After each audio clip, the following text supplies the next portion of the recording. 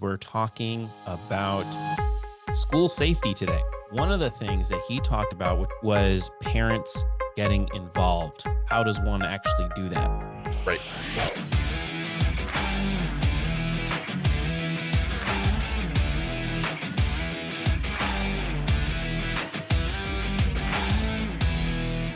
This episode of DisasterClass is brought to you by Safer Escape. When a fire happens, seconds count. The Modum retractable fire escape ladder was designed with safety in mind and is always ready when you need it most. It's easy to use, affordable, and dependable. Don't leave your family's safety to chance.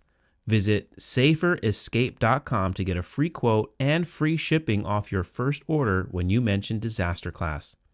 Visit saferescape.com today or call 725-2ESCAPE. That's 725-2ESCAPE. All right. Hello, everyone, and welcome back to another episode of Disaster Class. I'm Jason Perez. And I am Wesley Long. And Wesley, we are very excited because today we have with us our very own Instinct Ready team member, Melvin Bland, with us. Melvin, welcome to Disaster Class. Thank you for having me. It's about time. I feel like I should have been on here a long time ago. We agree. Man. Yeah, well, We it's agree. true. It is true. Although you did called in a cameo appearance on our road trip episode. That is right. That is right. I did. Yes. Yes. Welcome back to the show.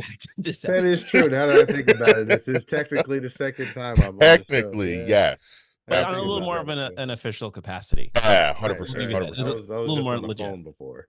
Yeah. Yeah. You just phoned it in. This time you're here.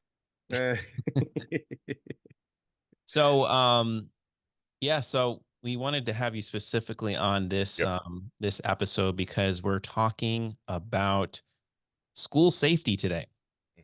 School safety, and that's been a big topic that we've been talking about recently on the show. Not that long ago, we had on Michael Madison, who's a school safety subject matter expert, and he talked about some different ways, that schools can increase safety and security. And one of the things that he talked about, which I thought was a great suggestion, was parents getting involved in school safety in these discussions. And so you have two kids. Yeah. So how old are they now? Firstborn Aiden, he is going to be 11 actually in about a week and a half, and Mila just turned 7. So both of them are in elementary school. Aiden's getting ready to go into middle school next year. So that's insane. I know. And that's crazy how time flies. And so a little bit of context too. So Melvin and I have known each other for years. Melvin was the best man in my wedding. And Jason was the best man in mine. Yep. So yeah, it's go back a little bit. So man, I remember when there was no Aiden. I remember telling you driving down the road, oh yeah, by the way, I'm about to have a kid. Yeah. It's wild times, man. I can't believe how fast it's gone by. Yeah. So man, so he's about to go into middle school. So yeah. So and I know none of this is all live, and we haven't talked about any of the stuff ahead of time. We're winging all of this. So this is totally winging. That's how we do sometimes. Disaster Class Raw. That's how we're rocking it today. No judgment by anybody. Yeah. So Melvin, as a parent, what concerns do you have regarding school safety and security? I mean, I think it's typical concerns that every parent has. When your kid is not with you, you can't be with them 24/7, but you think about them 24/7. So whenever my kids get on the bus, it's now in the hands of the school district or whoever the bus company is to get my kids to school safe, right? To then on the school staff to make sure that my kid gets through the school day safely. And then back on the bus and back to me, where when I see them come off the bus, I'm like relieved because they're back home under my care. Um, for me, and things are changing soon because again, Aiden going into middle school, or there's a little bit more concerns than I had with him just in elementary school. But even with that, quick story. So when I did find out that Aiden was coming, right, it was right during the time of Sandy Hook. Mm, So Alicia, my wife, she was about, I think, 5 or 6 months pregnant at that time. And I remember hearing about that driving in my car, and I had to pull over because it was emotional. And we grew up during a time where, I was in school when Columbine happened and other things had happened, but now it was a different connection because here I have a kid coming into this world, Right. and this was an elementary school. yeah. So, for me, I'm like, well, I don't have to worry about that for 5 years, but blah, blah, blah, blah, blah. But now, as we just said, Time flies. he's 11. Here we are. Yeah. And I got another one in there. So here we are. Hmm. Um, so those things are things that go through my head, you know, often. Yep. You Yeah. never know when or if you put your kid on the bus, they're gonna come back. Mm, And that is an uneasy feeling. mm. Well, yeah, Yeah. definitely. Man, strong. Yeah, strong emotions, strong feelings, and Yeah. it's a lot to Sobering. think about. How how confident would you say that um are you in your current in the school district, in the school administrators, the teachers, to address a pretty serious situation if it were not, not eat doesn't have to be something like a shooter or actor, thing like that, but just a regular, just anything that could happen. How confident are you in their abilities and their capabilities of responding appropriately? So I would probably say I would say if you were gonna rank it from like a 1 to a 10, I would say a 5, right? Hmm. And I would say that because I'll give you another example. When Aiden was in kindergarten, we did have tornadoes come through here. And one touchdown literally about 8 miles from where we were living at the time and tore up that area, like tore buildings down. And that was right at the end of his school day. They wisely kept the kids in the school, kept them in the hallway in case anything was going to happen. They communicated this with us via text messaging and calling. Hmm. So I gave them a lot of credit for that. And after everything settled down, then we could go pick up our kids and things like that. But they were like, just stay at your home. Your kids are safe here, which is true, right? When something like that's going on, if anything were to happen, that's probably the first place that rescuers are going to go to, right? But they did a really good job in that regard of just keeping the kids safe until the danger passed and then we could go and get them. Um, but for anything else, I'm not sure, to be perfectly honest with you. Yeah. So let me jump in here. So here's some of the things that I'm hearing. And Melvin, thank you for those experiences. So I think first and foremost, that as a company, Instinct Ready, what we're doing here in Disaster Class with Melvin, first and foremost, we want to applaud the schools that are doing well Mhm. already. Right. So you just gave us a case in point where a natural disaster came through and the school responded appropriately Right. and they handled business during school hours. Mhm. Kudos, right? That's awesome.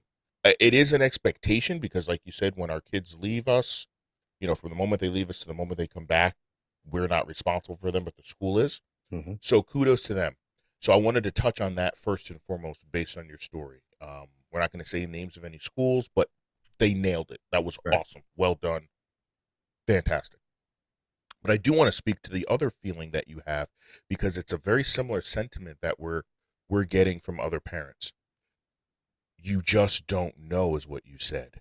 Mm-hmm. So what happens is, until there's an emergency, until those plans are tested, until they're put into action, a lot of times parents have no clue what the preparedness level of the school is. Now, is that something that they have to be always told about?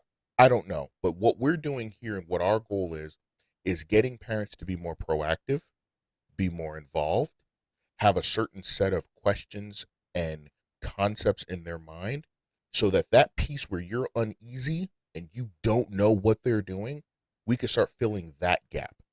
Right? If parents are proactive and they are in communication with their school and they understand, hey, they do have a plan for this, they do have a plan for this, they do have coverage here, there are no gaps XYZ, it will make the parent feel so much better, so that if and when the time comes when those things have to be enacted, the expectation then is high that they will handle them in an appropriate way because I know they've planned for it. So that's kind of exactly what we're trying to do through these conversations that we're having now with SMEs, with parents, with some of the things that we've been creating to help parents with.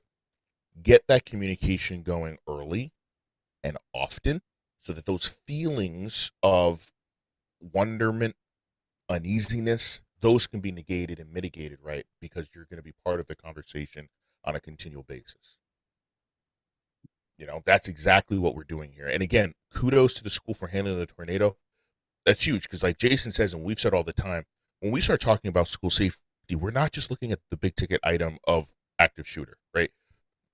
We're going to get into bleeding control management where there are incidents. Yeah, that stuff fortunately isn't happening a ton right now. There is some rise in that legitimately, and there's more coverage of those things. So when they happen, we hear about them. So I think our sensitivity towards it has been increased. Mm-hmm. But there's a multitude of other things that need to still be addressed. As we'll talk about some of the gaps, the common gaps that we have found some schools and districts have in their planning. But all hazards approach is still very, very, very much important, in addition to, all the bleeding control things and stuff like that. So I appreciate your comments, and it's not unlike a lot of the comments that we've been hearing when we've been talking to other parents and other school districts. And so, kind of a throwback to one of our past episodes with Michael Madison, where he gave that encouragement for parents to get involved and start engaging their school officials. But then after we did that episode, we were talking about it, and we're like, well, how does one actually do that? Right. What are the logistics? Who do they talk to, and what do I ask? How, right? What do I Yeah. ask? So, one of the things we're really happy to do in connection with this particular episode is we have actually developed a questionnaire sheet that parents can take, and they can raise certain questions, whether it be at their PTA meeting or school board meeting, or even just engaging with a school official, maybe the superintendent or one of the school board members, to be able to bring up certain issues. So we've prepared 16 different questions that a parent should and can ask their school district. Now, for security reasons, there is some expectation. For security purposes, your school's emergency plan may not be available. Correct. You It as a parent. shouldn't be open to the public. It shouldn't be open to the public because there's certain sensitive information on there that, if it got into the hands of the wrong individual, could be used to penetrate and circumvent the school's emergency plans and procedures. So if you're asking to see a copy of your school's emergency plan, you're probably not going to be able to see it, and for good reason. However, there are some questions that you can ask to make sure and get a feel for if certain things are being handled and covered. Now, just as another little side note, according to federal guidance and guidelines, for the national standards when it comes to emergency management in schools, there is a thing that's called a collaborative planning team. And what this is when a school district is developing their emergency operations plan, having a plan that has or having a planning team that has representatives from different stakeholders and community partners. And so parents are actually, according to the federal guidance, can be part of the collaborative planning team, Yeah, they get a seat at the table. as they can, and so if you are make yourself available, you start engaging your school officials. Perhaps you could even serve in that capacity to be able to participate in something like that. But anyways, we're going to make this document available. Yep. Just one page, it's got 16 questions on it that you can bring up with your school officials. So the first one, the question is, does the school have a dedicated safety team?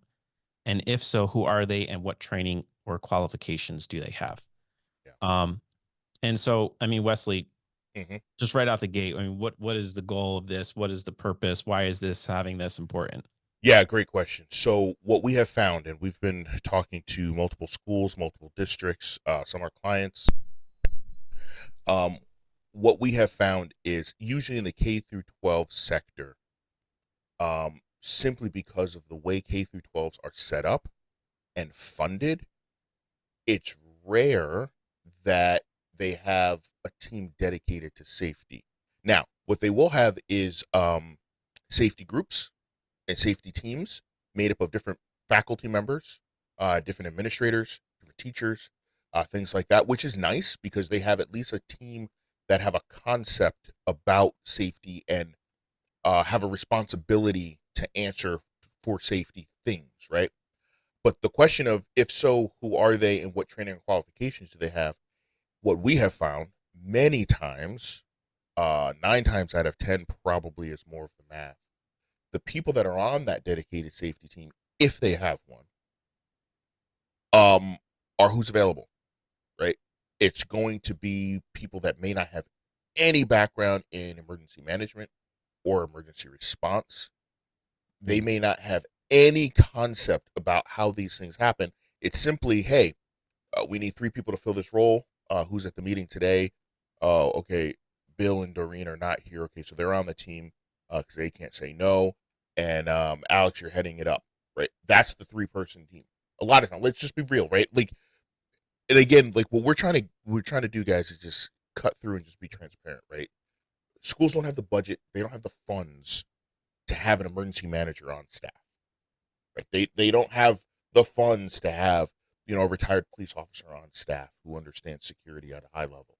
They don't have the funds to do that at the K through 12. Now, what we have found, when you get to IHEs, Institutes of Higher Education, oh yeah, they'll have an emergency management department, and those people do nothing but 24/7 think about the emergency management for the campus staff and faculty, right? They'll have an emergency operations center, maybe, right, depending on the size of the school, the university. But K through 12, it's not really in existence. So asking those questions at least gives you as a parent an idea of, hey, here's who's taking care of training. And it may just be the guy who's next up because he's been here the longest or he's been here the shortest. So he's getting kind of stuck with that responsibility. May not have any formalized training or have any idea what they're doing. Mm-hmm. So, Melvin, I'm going to kind of throwing you on the spot here, but do you know offhand if your school has as a safety team or an emergency response team? I can't say that I do for sure, to be honest with you. Yeah. Yeah, I don't know. Yep. Yeah. And that's why we're here, right? Because I think that you represent the average parent. You also as a parent, right? Let's talk about that. We just talked about schools don't have the budget and the personnel and the bandwidth. Parents, you guys are so busy. And if you've got multiple children and probably both parents are working, like you're busy. You're hoping that once someone picks up your kid, they're responsible because they pick up the ball, right? Right. The expectation is they should have it figured out. Finding more and more is that's not the case, and there are major gaps. We're going to get into some of the specific gaps, right, Yep. Jason? As to Absolutely. yeah, Yeah. we're gonna So get into that. so we're going to get into some of that, but the next question we have on the list was, when was the last time the Mm, school had a professional risk assessment performed? yeah, And this is because, and a lot of times schools do have some sort of hmm risk assessment performed. Then there's questions of, well, who performed it and how comprehensive is it? But it should be pretty recent. Like it yeah, should be a regular interval of time where they reevaluate, reassess the school's risk, because times change, risks change, communities change, and so um, you know there even and risks. There's new rising risks that maybe weren't available, that weren't around a Yeah. while ago. Right now, we're starting to see trends with, even like cybersecurity is a big thing. Mhm. Drug use, opioids, right? Right. Bullying. There's a lot of other things that are specific to the school environment that maybe weren't as per Prevalent. prevalent, years ago. So, but So So is this just go ahead when now? me as a parent, right? If mhm. I'm asking that question, when was the last time the school had a professional risk assessment performed? W- what time period should I be looking for as Yeah, far great as question. recent Good goes? If question. they Great question. say 5 years ago, is that too Is long? Is is that that sufficient? Right. Yeah. And I'll have to Yeah, double check my sources, but I believe it's about every 3 years they should be redoing that assessment. as a minimum. So Jason, I'm going to speak to that a couple things. One, every 3 years is a minimum. Okay. But also two, the way schools work, Melvin, and you may not know this, but other parents may not know this. They have to submit yearly an emergency operations plan.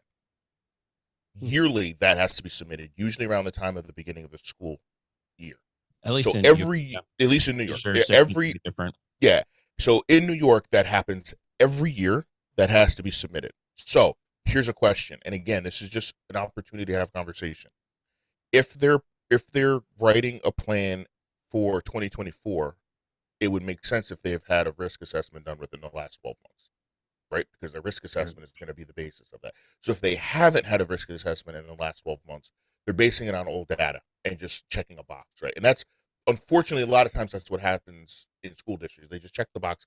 Our district has to do this, so we're going to do it. The other thing, and I do think, Jason, this is funny. I think I might want to make an addendum to this document. When was the last time the school had a professional risk assessment performed, and why? So, I spoke to a BSO, a business school official, a few weeks ago at a meeting here in New York, and what they talked about was, oh, we have a risk assessment done. Usually, it's done when there's an incident. Mhm. Someone fell, and there was a potential for litigation. So Hmm. as a result, the school had to go in and have a risk assessment done. So that's exactly what happened with this school district in New York. He's like, yeah, we have a risk assessment done in the last couple of years because someone fell in the parking lot and when it was icy out, and we had to have this whole thing done by the legal team to make sure we were covered. So they had a risk assessment done, but it was because, right? So the why also, it wasn't done with a focus of safety and security. That was done because of, hey, we might get litigated. We Mm. got to make sure, right? So the why might also be a valuable talking point. So they may have had risk assessments done. There might be a risk assessment done because they're getting the driveway paved. Right? There might be construction happening on the site. Therefore, we have to do some type of risk assessment. Right? The surveyors are coming in. We have to look at some things. So there is a why component to the professional risk assessment that it is important, I think, for parents to be thinking about. Because when I heard that from the administrator, I was like, wow. So, and we're not putting anybody on blast. There's something happened in New York where school districts have to do something mandatorily, and it's new. They have to have a workplace violence program installed immediately. Previously, K through 12s were exempt. The governor just wrote in some law that made it so now it has to happen. Part of that is getting a professional risk assessment performed. So this school district's like, dude, we have a risk assessment in the bag from a few years ago because of that litigation potential. We're just going to use that instead of going through the process of paying a third party to come in and perform a new risk assessment specifically for security. Yeah. Wow. Well, and that's It's just where we are, yeah. right? It's just, and that's why these are things that we're finding as we're navigating this world, right? Trying to offer our services. It's like, oh no, we're not going to pay you guys to do it. We have one in the bag from a few years ago. We're just going to base everything off of that. And that kind of speaks to the difference of doing something to check the box and doing something to do That's it it. right. And Right. that's where I think, I think a lot of what school districts are doing, and I'm not saying that school districts don't care, Oh no, you know, they but care. They don't have the bandwidth, and yeah. yes, but, and this is where I think parents can be a real beneficial resource if they're asking the right questions. Mm-hmm. They can move the needle in the right direction. 100%. And so here's one of the questions, the next questions that we have on our list is, does the school have an emergency plan that covers transportation, on-site, off-site, and after and off hours activities? Because here's a lot of times what we're finding too is the schools are generally required to have an emergency plan, but that plan starts at the first bell and it ends at the last bell. Yep. What about the buses? A lot of times the buses are left off, other than that the typical drill that they have to do to have the kids be able to jump off the back and exit, but and then what about the the football game after hours, Right. or band practice, or other things that are happening not during the normal hours, especially when visitors, and a lot of times Right. schools have visitor management Mhm. credentialing, so they have to go through access Yep. points, they have to show ID and verify who they are during normal school hours. What about after? Is there that same process to verify the individuals' identities that are coming to the football game, and Right. making sure that they don't have any ill intent? There's been a variety of incidents over the past year of shootings and violent things that have happened at school games and after Right. hours. This is a big gap that we're finding that aren't Mhm. covered in the typical emergency plans. Yep. And then what Also about, field trips, right? there you go. Off site, Yeah. off campus Mhm. activities. Field trip. They take the kids on a field trip. What's the emergency plan for that? Is there, is there plans in place to make sure that if something happens, what's the procedure and the protocol? It's funny that you say that. My daughter's getting ready to go on a field trip in a couple of weeks to a farm, I believe. And they didn't send us anything with that information on, how stuff will be covered. But you do know what they sent us, right?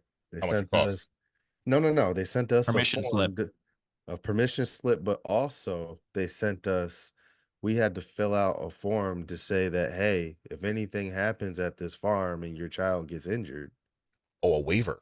yeah, we had to sign the waiver. Mhm. Yeah. So man, so that's how, So man, I hate, again, it kind of goes back to what you were saying, like yeah, they're making sure that they're covered they're from checking the box to make sure any they're covered. litigation, But what but about proactively making sure you're right, safe? right. What are Right. you doing to make sure that my child does not get injured or get Right. hurt? Who's watching them when they're around the animals, or what does the site have to take care of if my child gets Gets hurt? injured. Correct.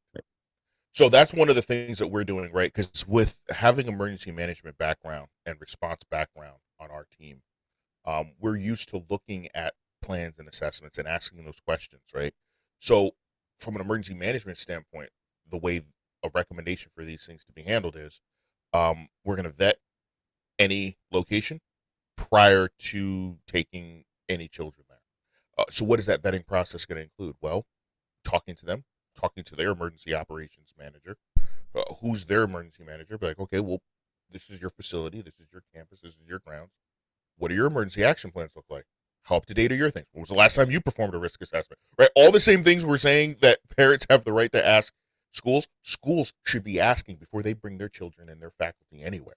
It's like, well, Mm. let me take a look at your emergency action plans. Now, how does it cover us if we bring a population of 15, 20, 30, 40, 50, 60 students or more to your facility? How are you going to manage that influx of foot traffic? Do you have, like, maybe you have enough, let's say, bleeding control kits on a farm, right? Because there's tools and heavy machinery potentially, and someone could get cut. Okay, they've got one bleeding control kit in the farm that's on the west side of the property. Normally, under normal operation, that's fine. But when you've got 75 students there with 15 to 20 staff members watching them, you've got an influx of 100 people. Is that one bleeding control kit sufficient? Right. Right? Those are the types of questions that need to be asked before we sign up to take our children and our faculty to a location. That's the type of vetting process that we are recommending schools take a proactive approach with. But unfortunately, like we said, K through 12s, they don't have the budget and emergency management staff with the understanding and the know how to do things. Mhm. And if the place doesn't have it, well, who in the school who's on the trip that can manage, right? Because at the school, Perhaps, the yeah, campus, you have the nurse, you have the school nurse there. yeah, She's not going to be on the field trip, so correct. if Right. there's someone who's trained in first aid who can be And that. bleeding control, stop the bleed. Right. So, like, first aid, CPR, stop the bleed, and then have the tools Right. needed, right? A really robust first aid kit. We've got some bleeding control management tools there, combat action tourniquet, stop, hemostatic gauze. There's different things that can be had that can be brought to then make the area as safe as possible, right? And maybe that's it. You go and you do the risk assessment, like, hey, that place doesn't have anything, but we really need the kids to go to this location for this reason. Totally understandable. How then can we facilitate making that place as safe as possible? Yeah. So Right? it's a What lot. staff can we send? What tools do we send with them? Is there like a field kit that we send out with kids? Right? There's a lot of ways to do it, but those are the steps that it's really important schools are starting to take. And that's why as parents, we're arming the parents to have these conversations with these school districts, because as a parent of a child in that school district, they can't tell you no. Yeah. So there's a lot to good that's going to go on in this. And we expect, with the parents that are having these conversations, you're not going to be able to have all the same level of conversation that we're obviously right. But it's to get we're pumped and ready for this. Wesley's excited. I can't tell we're very excited, but I'm very excited. Got to take care of the kids, man. It's all about the kids. Absolutely. He lives and breathes this. It's all about the kids, bro. Come on, man. We got to make these things happen. So we're not going to have time to go through all 16 questions, but there's a couple other ones today I want to Yeah.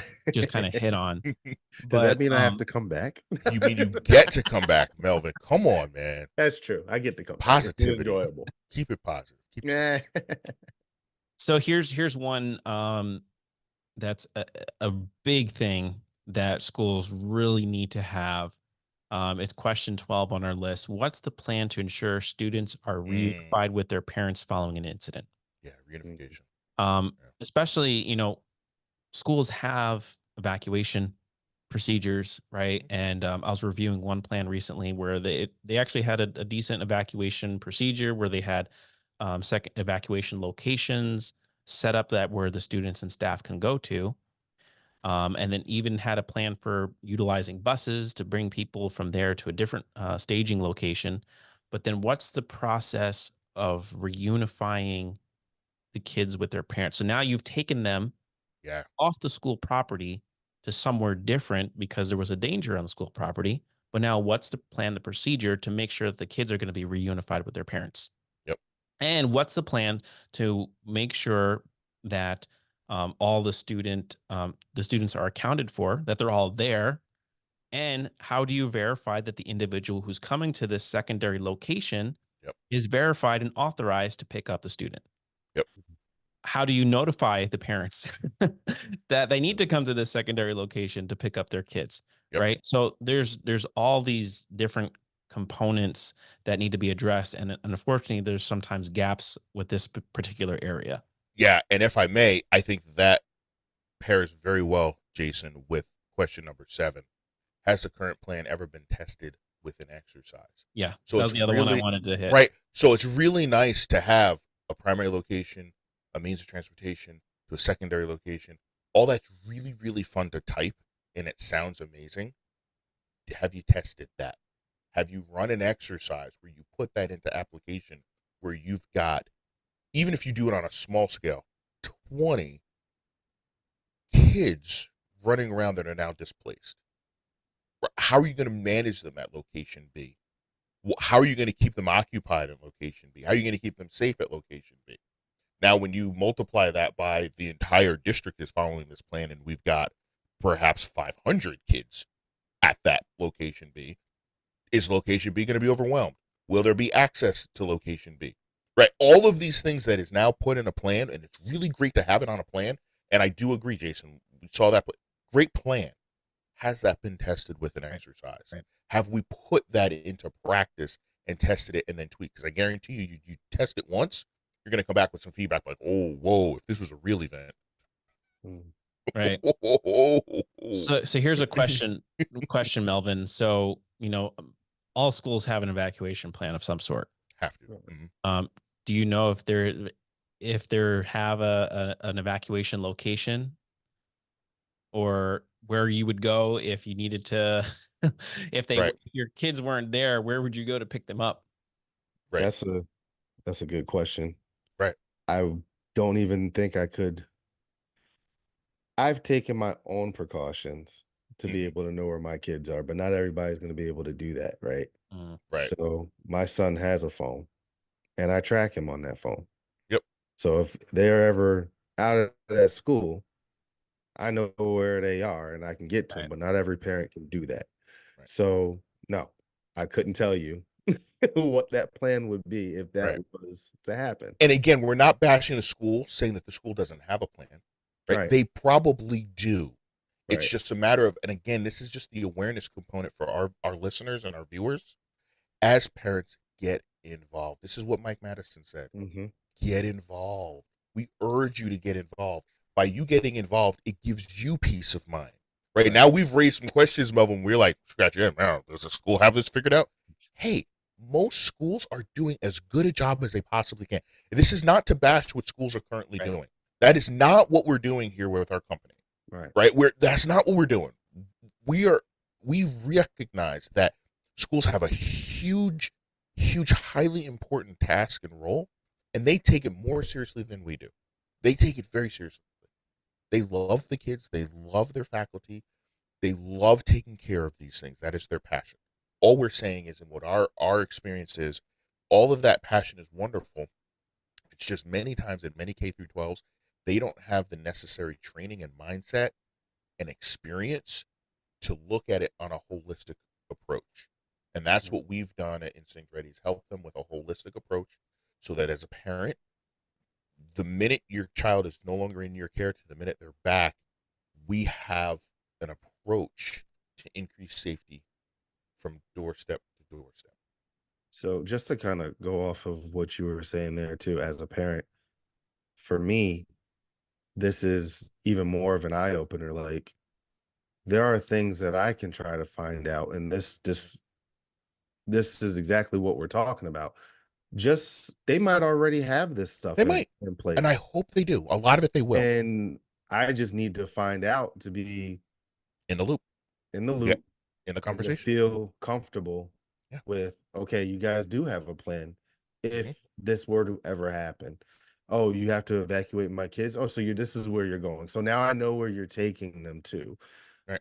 They probably already have all of that. And me as Most of a this parent, they I should just have. don't know that. So another thing that you can do is, or that the school can do, is maybe put something together for the parents to let them know, hey, in case this happens, we've got this. This is where we're going to go. This is the steps, the procedures for this and that.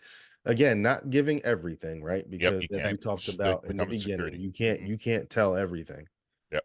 But just a little something to be like, to ease the mind of a parent. Like an Huge. Right. awareness packet or something, like Yep. Right. maybe like even if it's like an FAQ, Yeah. Right. these are frequently asked questions parents have. Yep. Maybe we can't give you all the details, but we do have a plan for this. Right. Yep. We are addressing this specific concern. And sometimes that's all you need to know. You don't have to know Yep. what the plan I don't is. You need all the just need X's to and O's. know That it's that on there the is table. one. Yep. Right. Yeah. And that's the point of this, right? And you might not be able to get all the details. And there's actually this is actually perfect leading, because there's two questions on our list that I want to highlight. I probably am going to reorder this list and move these up front, but it's, how can parents contribute to school safety and security? Yep. And how can parents express questions, concerns, or suggestions regarding school safety and security? And these are probably the two questions you're really going to ask right in the beginning is, how do I get involved, and who's the right person? Like, where do I go to get Right. involved? Yep. Um, Huge. and hopefully the school's going to have something. And Yeah. if you don't, maybe this will help start the Yep. ball rolling to be able Mhm. to get it established. Right. Yep. Yeah. Good stuff, man. We could talk Cool. for hours on this subject. It's a subject that we love. It's near and dear to our hearts. Yeah. It matters. And for us, it's a nice opportunity to help. Yeah. It's a big topic, and it's, where nothing is bulletproof, right? Nope. So, but the point with especially with emergency management, it's a cycle, right? It's, Mm-hmm. we're constantly revisiting, we're constantly assessing, developing and reassessing. And, Yeah. so it is a process. It's a cycle. But and hopefully as the field keeps progressing and advancing, especially when it comes to school safety and security, a lot of these things are going to be addressed. And so one thing we do want to talk about before we end this episode is obviously we've prepared this little sheet that we're going to make available. We'll have the link available in the show notes where you can download it, and parents can go ahead and start trying to get involved and get and engage their school officials. But we have a promotion to be able to, because here at Instinct Ready, we can help. We have access to experts. We have subject matter experts in school safety. We develop school safety plans. We develop and perform exercises. We do risk assessments. Everything that a school district needs to be able to help increase their safety and security, Instinct Ready can help with. And so one thing we're doing is we've created a referral program. So if you are a concerned parent and you start getting involved, you're getting engaged with your school officials, well, maybe there are some gaps. Maybe they realize there's maybe some improvements they need to do. Well, you can refer them to us, and we can go ahead and be able to assist them in correcting some of these maybe gaps and concerns. And so we have a referral program, and there's going to be a little QR code available on that questionnaire sheet that you can scan, and you can refer a school. And then if the school enters into a contract with Instinct Ready, you can get up to $1,000 cash or up to 4 free go bags for you and your family. So just a little incentive as a little referral bonus. So if you have a school district who could use our help and our services, we're happy to do that, and we'll give you a little something as a bonus and a little reward there. So I do want to mention one thing, Jason. The audience for this episode really is parents, right? Correct. The message is going out to parents. But what if someone listening or viewing is a school administrator? Yeah, give us a call. What would your message be to an administrator who may be listening to this and like, okay, they're going to be arming all of these parents to come and maybe talk to me? Yeah. Right? Like let's be real, right? Like we're an army and we're coming. Right? And we're all on the same team, but that is potentially what we're doing. So if there's administrators listening, Jason, what would your message be to administrators? I would say how Instinct Ready can help them. Right. So first of all, to administrators is use your parents as a resource. I'm a big proponent of I don't have every answer. Yeah. And I don't ever expect to. Yep. But connecting myself with people who may have an answer, who may have a good idea. And so sometimes, especially because it's parents and their kids, they might they may have a question that maybe as a school administrator, you never thought of. Right. And so embrace that and use that to be able to influence your planning, your process, to be able to address some of these issues, and then just help give parents the peace of mind. It's going to help you in the long run by listening to them and engaging them, because emergency management, as we've always talked about on this podcast, it's collaborative, right? We have to work together. No one's an island in emergency management. And so utilize those resources, create that collaborative planning team. And if you haven't done so already, maybe this will be a good opportunity to, instead of waiting for the parents to come to you, find a way to go to the parents and pull them. What are they concerned about? What questions do they have? And then how can you use that information to be able to influence your planning? Yeah. And then again, just the other aspect of that too, if you're an administrator and you're looking at your team in your organization, maybe your district or your district plans or your building plans, and you're thinking, hey, we could use some assistance. Reach out to Instinct Ready. We've got a couple different little specials that we're running. We can do an assessment only, where we come in, we just do the assessment, and we give you our recommendations, allowing you to make the modifications that we find. But again, to be using a term that I've heard a lot of people using of late, allow Instinct Ready to be a force multiplier for you guys. As a third-party organization, we can come in and augment your staff. We can assist with the assessments, the planning. creating the exercises, running the exercises, how to critique all of that, the after action, how we're going to do that hot wash, how we're going to go after and see what we've learned, the lessons we've learned from these things, and then, put that into the next phases of development for your organization. So as much as we're having the parents being armed against you, we're also there to help you. Absolutely. We're here to help the parents. We're also here to help the administration. We want to be of assistance to you guys as a collective. And so if you are a school administrator, Wesley kind of mentioned some of this stuff already, but we can at the very least just evaluate what you have in place. Yep. You probably have a plan. Just let us take a look at it. We can, Yep. We can give our suggestions. We can consult. We can tell you, what our suggestions are based on, the federal guidelines and national standards. An exercise like Wesley mentioned is a great way to test what you currently have. Even And a then tabletop. also Yeah. we have, we've established a community engagement division within Instinct Ready that can help you and assist you in reaching out to your stakeholders, engaging them, using them for that feedback and support. So we can be able to help you with that as well. Yeah, lots of ways we can help. Well, this was a pretty comprehensive episode. This is a good one. Melvin, it was awesome having you on the podcast again for a second time. Right. For a second time. Of course, I might have given you guys just a little grief for no reason, I guess. No. It's all good. It's all good. We deserve it. If you broad shoulders, bro. Broad shoulders. We're good. Yeah. Yeah, we're good. But this was definitely a lot more fun actually having you on as a full guest than your phone call cameo. But I'll have to do it again for sure. And actually, we'd be really curious to see, you field testing some of these approaches that we've talked about, and if you're able to bring up some of these subjects with your school administrators, with your PTA, or your school board, whatever. We would love to see, because we're always looking for feedback and how we can help, and it'd be interesting to see the journey as you do that. Yeah. And what obstacles did you have? What went well? What could have been better? Could we tweak some things? So it'd be really interesting. Maybe we can revisit this. Yeah, ongoing series, part 1, part 2, part 3, to see how that updates. As soon as we get exactly how we want this finalized, I'll be sending this over to some people to see what kind of responses I can get. Awesome. Oh yeah, it'll be ready today. We're looking forward to it. Yep.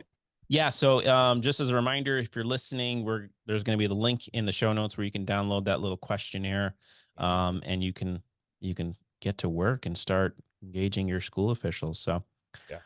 But I think that's everything, Wesley. Well, there's homework. Well, there's always homework. Homework. Come on now. So what's the homework, Wesley? We will hope everybody can like and subscribe, thumbs up, ding the like button, follow us, comment on something that you have either learned, you think maybe we've missed, maybe a shared experience. Melvin gave some experiences as a parent, some things that he's been through. He's got 2 kids in elementary school, 1 going into middle school. Please, we want to hear from you guys. We want to hear your thoughts about our approach to safety. So we'd love to hear that, and please like and subscribe. Yeah. And if you have a question, comment, or concern or whatever, just reach out to us at DisasterClass@InstinctReady.com, or you can hit us up on Instagram, Facebook, Twitter, or LinkedIn. And doing so will put you in the running to be featured on the show and win some cool prizes. So as always, thank you so much for tuning in to Disaster Class. Stay educated. Stay prepared. Stay equipped. And we'll see you next time. Class dismissed.